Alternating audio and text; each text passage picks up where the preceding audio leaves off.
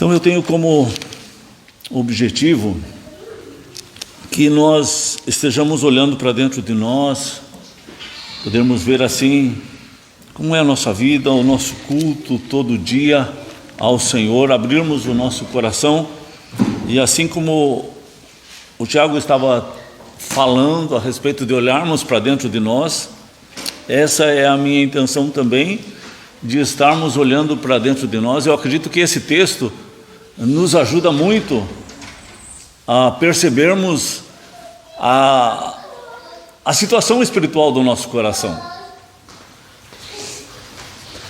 Esse exemplo dessa mulher, Jesus estava olhando assim naquele lugar onde se depositava os dízimos e as ofertas, e dava para ver assim o volume do dinheiro que as pessoas depositavam ali, e os ricos traziam grande soma de dinheiro.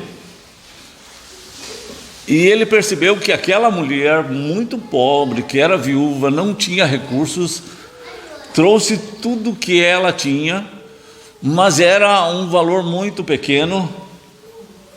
Quando fala quadrante, é como se fosse assim, 1/4 de um denário. O denário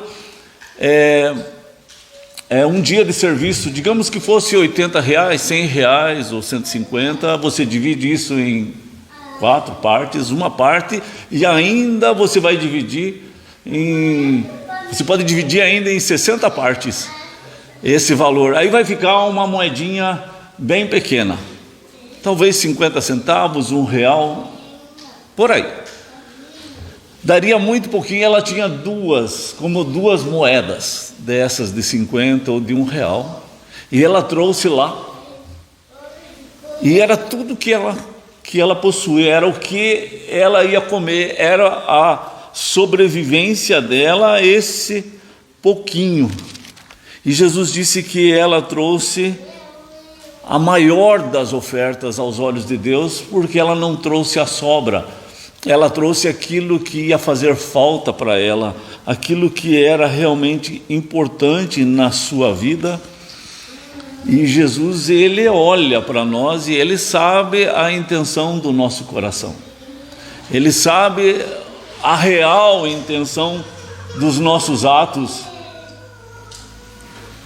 Davi, ele faz uma pergunta: quem há que possa discernir as próprias faltas? Então, olhe para dentro de você e peça para Deus, para que você tenha discernimento das tuas faltas. Então, essa era uma oferta que foi feita com o coração. Não era por constrangimento, não era por obrigação, não era por lei, não era por uma ordem, não era por troca de valores. Eu vou trazer tudo a Deus e Ele vai me dar tudo o que Ele tem. Não estava negociando com Deus. Não era para ser visto pelas pessoas como se colocasse os valores em algum lugar, e aí aqueles que têm mais dinheiro podem colocar os seus valores acima dos demais, e aquela moedinha lá embaixo que não chamaria a atenção de ninguém, mas foi a que chamou a atenção de Deus, porque Deus conhece o nosso coração. Então esse é o momento de você refletir, falar com Deus, pedir: Deus, eu quero ter esse coração aberto, totalmente aberto do Senhor, porque era uma oferta do coração, mas era uma oferta de alegria. Lá no Salmo 51, o verso 12, Davi fala assim: restitui-me a alegria da tua salvação e me sustenta com um espírito voluntário. Que é isso que Deus espera, que você tenha sempre a alegria da tua salvação, e que você nunca perca a alegria da tua salvação, que a tua alegria não seja o bem que você ganhou, as bênçãos que você recebeu, mas que a tua alegria seja que Jesus mora dentro de você, que o teu nome está escrito no livro da vida. Esse deve ser a verdadeira razão, o verdadeiro motivo da tua alegria, e a alegria do Espírito Santo. Ela é fruto do Espírito Santo, ela não é humana, ela é divina, E nós precisamos ter essa alegria que vem de Deus. E ele diz assim: me sustenta com um espírito voluntário, porque aí não é algo que você ficou constrangido a fazer, porque todos estão fazendo, e aí há os volumes de dinheiro, eu posso ver a quantia que o outro está ofertando, então eu chego lá e mostro que eu posso contribuir mais, e o meu nome pode ser colocado numa placa. Não era isso. É ter um espírito voluntário. Eu lembro muito bem, há muitos anos atrás, eu acredito que há uns 30 anos atrás, eu vi a mensagem do pastor Josafá Vasconcelos, e ele contou a respeito de que ele reuniu a liderança para que Deus mexesse no coração dos ricos lá da igreja presbiteriana de Salvador, porque ele tinha muita vontade de colocar outdoors na cidade inteira, e isso precisava de dinheiro para poder colocar essas propagandas e anúncios sobre Jesus, sobre a salvação em Jesus, e ele precisava de dinheiro e eles precisavam orar para que Deus abrisse o bolso dessa gente que tem o dinheiro. E ele contou que no final do tempo das orações, Deus não abriu o bolso de nenhum dos ricos da igreja, abriu o bolso daquela gente que estava orando. Eles não tinham muito dinheiro, mas eles conseguiram, com as suas ofertas, levantar recursos para colocar esses outdoors na cidade inteira, sem o dinheiro dos ricos da igreja. E ele percebeu assim que Deus estava mais interessado no coração do que no dinheiro que estava no bolso, e que ele queria usar o dinheiro daqueles que são do Senhor e não daqueles que são mesquinhos. Ele queria usar aquele dinheiro que é consagrado pela vida das pessoas, pela vida de oração, pela paixão, pela alma perdida, e não por aquele que vê aquela mulher ser liberta de um espírito que a encurva por 18 anos, e em vez de glorificar a Deus, de estar animada pelo que Deus está fazendo, pela salvação daquela pessoa, está mais preocupada porque foi feita uma cura no dia de sábado, que tem tantos dias para fazer isso, e vem fazer isso no dia de sábado. Lá no livro de Atos, capítulo 20, verso 35, fala a respeito de socorrer o necessitado, e aí no final do versículo ele diz: é mais feliz aquele que dá do que aquele que recebe, é mais bem-aventurado dar do que receber. E eu lembro de uma ilustração que outros pregadores falavam, meu pai falava assim: a pessoa, ela é tão mesquinha, ela tem tanto medo de perder aquilo que ela tem, e que ela tem só aquele um talento, mas ela esconde, ela coloca num lugar bem secreto para não perder, e ela acaba perdendo, acaba apodrecendo. Ela aperta tanto para segurar aquilo com as próprias mãos que vaza no meio dos dedos. Era como aquelas pessoas que pegavam o maná e guardavam para o dia seguinte, mas no dia seguinte o maná estava tudo cheio de bicho. Então a pessoa que tenta administrar por si mesmo, pela sua própria cabeça, vai descobrir que vai estar cheio de bicho no dia seguinte, não vai ter a bênção de Deus, vaza entre os dedos. A mesquinharia, ela é amiga do inferno, das trevas, vai estar cheio de bichinho mesmo, não tem outra saída. Lá em 2 Coríntios 9, verso 7, Paulo fala assim: Deus ama aquele que dá com alegria. Então é esse espírito voluntário, que não está medindo a quantia que está dando, mas vou ficar sem, como é que eu vou viver? O jovem rico pensou dessa forma: como é que eu vou sustentar meu carro, a minha casa, se eu der metade dos meus bens aos pobres? Então Jesus, ele está falando sobre algo que é do teu coração. Ele espera, pelo Espírito dele dentro de você, que você tenha um espírito voluntário, que você tenha a alegria do Espírito, que você perceba que é melhor dar do que receber, do que reter, do que fechar a mão, guardar para si. É isso que Deus está falando ao nosso coração, esse espírito voluntário. É mais bem-aventurado dar do que receber. Deus ama aquele que dá com alegria. Na velha aliança, lá em Malaquias 3, ele diz assim: vocês têm me roubado. E as pessoas dizem, os judeus diziam, os israelitas diziam: e quem nós temos roubado? Aí Deus diz: vocês têm me roubado nos dízimos e nas ofertas. Na nova aliança, Deus quer o teu coração. Na nova aliança, Ele quer derramar o Espírito dele no teu coração, para que você tenha alegria em compartilhar a palavra. Jamais alguém que tem o Espírito do Senhor vai ser mesquinho, vai ser fechado para si mesmo, como o Tiago estava falando do porco-espinho, do ouriço, que é egoísta e fica fechado na sua defesa, na garantia que eu protejo amanhã e que eu vou ter amanhã dinheiro para pagar o médico, então eu preciso desse dinheiro. Então é mais bem-aventurado dar do que receber. Gastar a sua vida em função do Evangelho. Lembra que nós falamos sobre perder a paixão pela alma perdida. A pessoa vive em função das suas coisas, do seu trabalho, dos seus negócios. Pode estar doente de manhã, levanta cedo e vai trabalhar. Pode ter um filho doente, levanta cedo e vai trabalhar. Mas se for isso no dia do Senhor, se for para buscar a Deus, aí fica em casa para atender do filho que está doente. Está com dor de cabeça, aí fica em casa. Mas se for para trabalhar, mesmo com dor de cabeça, vai. Porque não está havendo esse espírito voluntário. Jesus diz: quem quer ganhar a sua vida, perde a vida de Deus.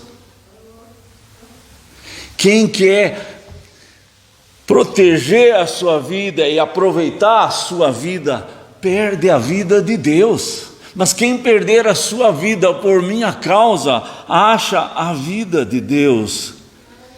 Então, lá no livro de Atos, capítulo 2, verso 28, o apóstolo está pregando e está falando, citando o texto lá de Salmos, como Deus enche o coração de alegria na presença de Deus. No capítulo 2, o verso 46 diz assim, que eles repartiam pão de casa em casa e com alegria eles comiam o pão entre os irmãos.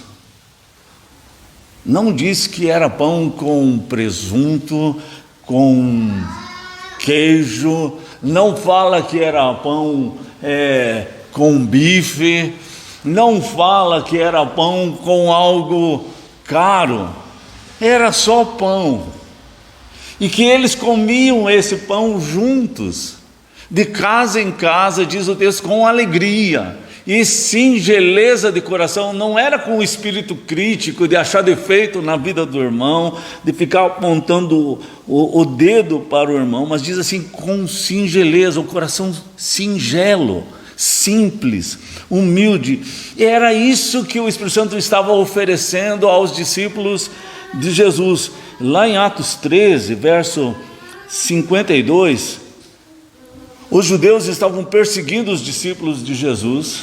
Aí Paulo e os demais discípulos falaram: vamos então aos gentios daqui para frente. E diz o texto que os judeus instigaram as lideranças e as pessoas e expulsaram esses discípulos da cidade. Então eles estavam sendo perseguidos, estavam sofrendo na mão dos seus patrícios, mas diz o texto, verso 52, que transbordava de alegria o coração dos discípulos. Transbordava de alegria o coração dos discípulos, porque isso é divino. não vinha murmuração, não vinha reclamação, vinha alegria. Paulo também fala em Romanos 14, verso 17, que o reino de Deus não consiste em comida nem bebida, mas consiste em justiça, paz e alegria no Espírito Santo. Então, é parte do reino de Deus a alegria. A alegria entre os irmãos, a alegria em casa, porque é a alegria do Espírito. E eu creio que essa viúva, ela trouxe pela alegria, pela gratidão, não lhe pesava o coração, não doía o coração, ela não ficava levando assim o dinheirinho, mas Deus vai trazer muito de volta para mim, mas eu sou obrigada a fazer isso, mas isso vai me fazer uma falta enorme. Não, ela havia no seu coração essa alegria. Hoje eu fui almoçar na casa do pai da Cátia, o Hélio, seu Hélio, e ele convidou um vizinho, amigo dele, para almoçar. E o vizinho disse: tem carne? Tem carne sim. Daí o vizinho disse: tem cerveja? Não tem cerveja, mas tem refrigerante, então não vou. Porque a alegria daquele vizinho estava na cerveja, não estava no seu vizinho, não estava na comunhão com o vizinho, mas estava no que ia beber. Se tinha cerveja, tinha alegria; se não tinha cerveja, não tinha alegria. E Paulo está dizendo assim, que o reino de Deus não é comida e não é bebida. O reino de Deus consiste na paz de Deus, na alegria de Deus, que é fruto de Deus, né? Eu lembro da minha avó, a mãe da minha mãe, ela estava com 89 anos e ela estava com Alzheimer. E foi contratada uma enfermeira para atender dela. E ela fazia da enfermeira, ela dava, tipo, cada dia o cenáculo para a enfermeira ler para ela. Mas ela, com Alzheimer, ela conversava com pessoas debaixo do chão aqui, criança. Ela conversava com o pai dela, conversava com o irmão dela. Quando ela me via, ela chamava de Alberto, que era o irmão dela. Então, ela estava bem fora. Mas sabe qual que era a ideia dela de fazer que aquela enfermeira lesse o cenáculo ou cada dia para ela? É que quando a enfermeira lesse, ela estaria evangelizando a enfermeira. A própria enfermeira, ao ler, estava ouvindo a palavra de Deus. Gente, essas coisas não se apagam nem quando você está com Alzheimer. Você pode ter o Alzheimer, mas a paixão por Cristo não vai apagar. Assim como, por exemplo, se você sabe ler e escrever, você não, quando você tem Alzheimer, você não sabe onde está a tua roupa lá no armário. Você não sabe, você acha que perdeu, você fica bravo, fica nervoso porque perdeu o peito, perdeu tal roupa. Mas se aqueles que cuidam de você, escreve lá: tal roupa aqui, o nome, essa lá, cada gaveta, meia, isso e aquilo, pronto, resolveu um problemão de nervosismo. Assim também, a pessoa não esquece da paixão pela alma perdida, se ela tem. Mas se ela só tinha paixão pela alma, assim, não tinha paixão, na verdade, ela fazia tudo por constrangimento, porque os outros fazem, porque os outros da igreja fazem e eu vou junto, para não me criticarem. Então, quando tiver Alzheimer, não vai ter paixão. Se teve coisas que você só fez por constrangimento, por autodisciplina, mas sem ser pelo Espírito Santo, então vai manifestar na hora que você tiver Alzheimer, essas coisas, porque aquilo que houve conversão vai aparecer, e aquilo que não houve também vai aparecer. E eu queria chamar a atenção sobre isso, porque eu precisamos olhar para dentro de nós e vermos aquilo que a gente faz por constrangimento apenas, por autodisciplina, ou por algum interesse, ou por algum prazer, ou é pela alegria do Espírito Santo, pela convivência com Deus, com a sua palavra, e alegria em meditar, porque diz assim: e medito na sua lei, na sua palavra, e de dia e de noite, e tenho prazer na tua palavra. Prazer é essa alegria que vem do Senhor, né? Então, vamos olhar aquilo que está acontecendo por constrangimento, ou que você tem orado para que seja um espírito voluntário, que é automático. O Espírito Santo trabalha no teu coração de uma forma automática. Esse é algo maravilhoso. O Salmos 24 fala assim: ao Senhor pertence toda a terra, tudo que nela se contém. Quando você contribui, você está marcando o território e dizendo para você mesmo, para a tua carne, que aquele dinheiro não é teu, que aquele dinheiro é do Senhor, que o dinheiro não manda em mim, que o dinheiro não manda em você. É uma forma de marcar território, né? Então, mesmo que chova, eu vou na reunião de oração. Mesmo que chova, eu vou trabalhar. Mesmo que esteja frio, eu vou trabalhar. Mas se estiver frio, também vou na oração. Porque é uma forma de dizer: o Senhor é tão importante, e os irmãos são tão importantes, os meus filhos são tão importantes, e a salvação deles é tão importante, que eu vou na oração e orar por eles. Assim como eu vou trabalhar para sustentá-los. E não pode haver diferença nesse sentido.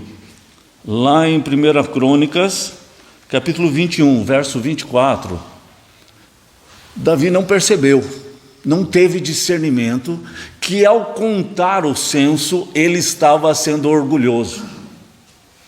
Ele achou que era só uma parte da administração, mas não era. Muitos dos seus líderes perceberam que havia orgulho no coração de Davi, chamaram a atenção, como Joabe, que era o comandante do exército de Davi. E ele não reconheceu como pecado, como orgulho. Joabe disse: mas ninguém fez isso, outros líderes não fizeram isso, não se faz isso na casa, no meio do povo do Senhor, ficar colocando o número do exército, quantos soldados tem, para se vangloriar. Que a confiança deles era no Senhor, mas o número era muito grande de soldados que eles tinham. E aí começou a vir a praga sobre os soldados, e muitos dos soldados começaram a morrer. E aí Davi percebeu que estava em pecado e foi orar a Deus para que Deus perdoasse e repreendesse essa praga. Pais de família, pais de crianças estavam morrendo pelo pecado do seu líder Davi.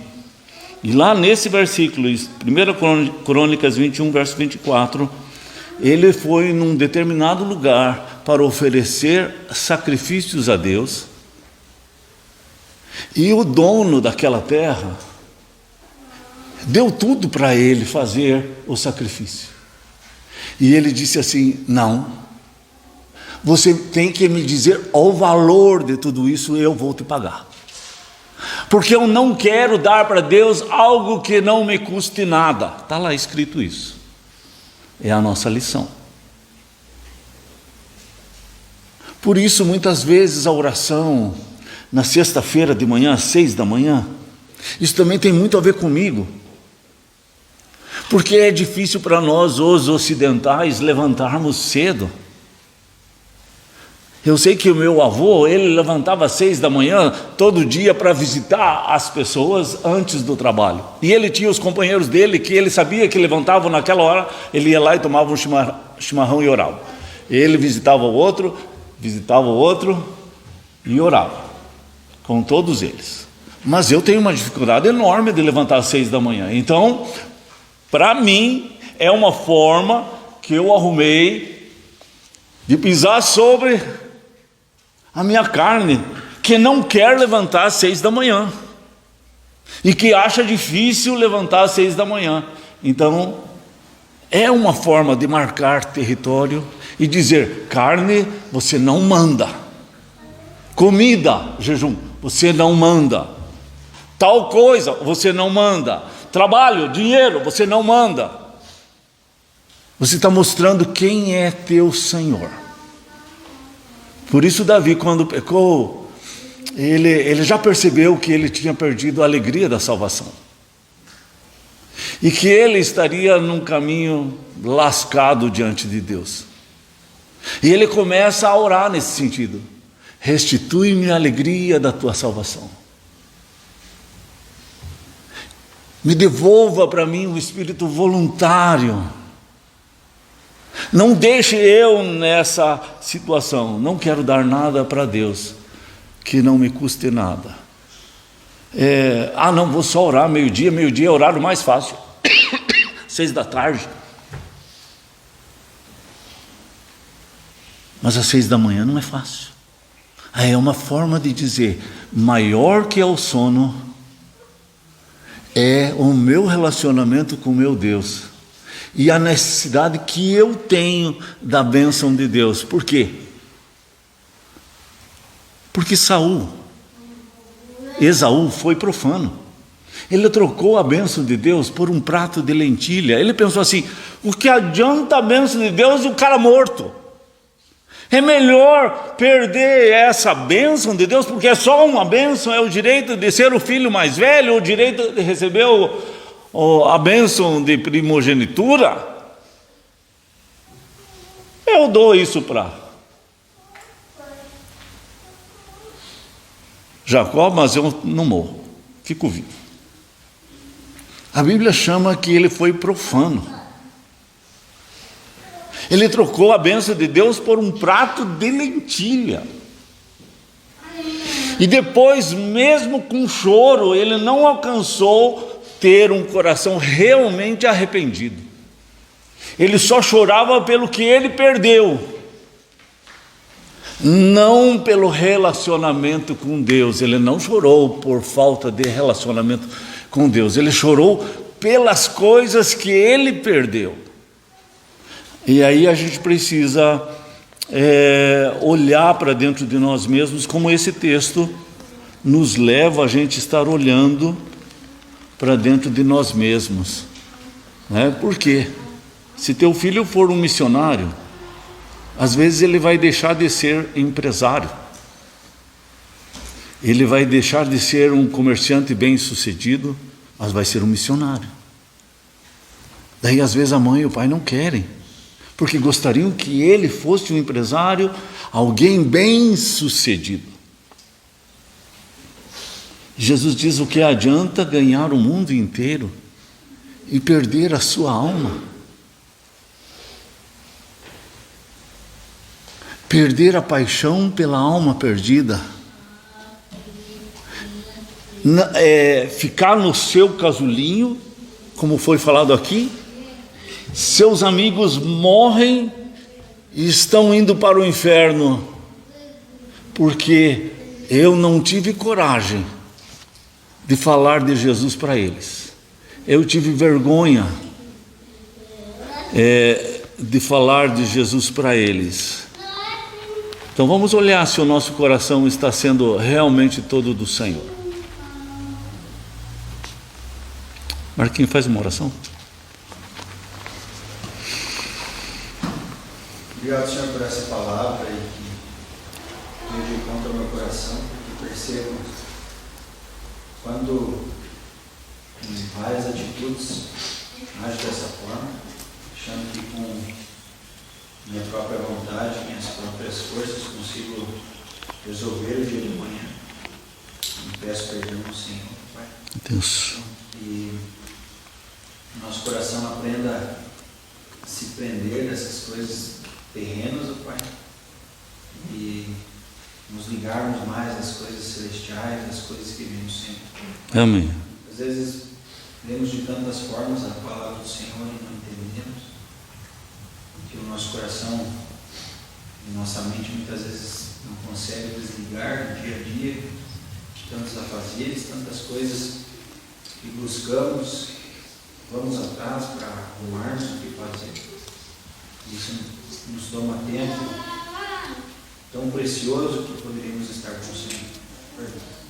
Abre os nossos olhos, chama a nossa atenção, Pai, tem misericórdia de nós, assim como nesse momento de sermos exortados pela palavra do Senhor. Amém. Que haja um fervor no nosso coração, um arder, para reconhecermos e queremos voltar para perto do Senhor, Pai. Amém.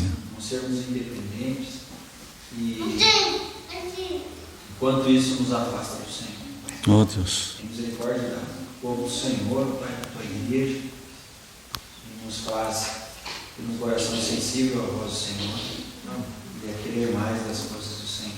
Amém. Louvo ao Senhor por isso, Pai, em nome de Jesus. Amém.